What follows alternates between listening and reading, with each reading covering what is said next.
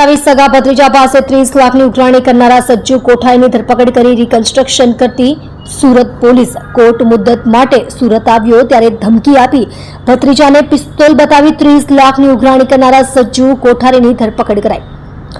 નાનપુરામાં રહેતા માથાભારે સજ્જુ કોઠારી અને તેના ભાઈએ સગા ભત્રીજા પાસે 30 લાખની ઉઘરાણી કરવા આવી રિવોલ્વરથી જાનથી મારી નાખવાની ધમકી આપી હતી। આ ઘટનાને પગલે અન્ય એક ભત્રીજાએ 100 નંબર પર પોલીસને જાણ કરી હતી।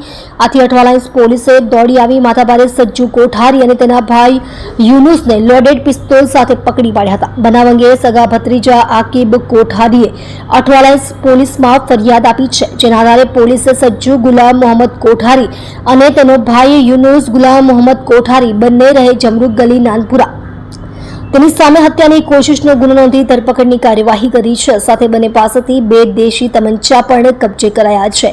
આકીબ આરીફ કોઠારીએ માથાભારે સજ્જુ કોઠારીની પત્ની પાસેથી ટુકડે ટુકડે કરી 50 લાખની રકમ લીધી હતી। તે સમયે સજ્જુ કોઠારી જેલમાં હતો।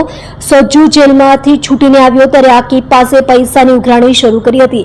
આકીબે તેને પહેલા 20 લાખની રકમ આપી હતી। બાકીની 30 લાખ માટે સજ્જુ કોઠારીએ આકીબ પાસેથી થાર ગાડી પડાવી લીધી હતી। શુક્રવારે સજ્જુ કોર્ટ મુદ્દત માટે સુરત આવ્યો હતો। તે વખતે જમરૂખ ગલીમાં બપોરના સમયે સજ્જુ કોઠારી તેના ભાઈ યુનુસ સાથે આકીબના ઘરે ગયો હતો અને તેની પાસે પૈસાની ઉઘરાણી શરૂ કરી હતી। સજ્જુ કોઠારી 1996થી ગુનાઓમાં સક્રિય 1996થી ગુનાખોરની શરૂઆત કરનાર માથાભારે સજ્જુ કોઠારી સામે અત્યાર સુધીમાં હત્યા, મારામારી, ખંડણી, ધમકી, અપહરણ, આર્મ્સ એક્ટ સહિતના 44 ગુનાઓ 7 પોલીસ સ્ટેશનોમાં દાખલ થયેલા છે।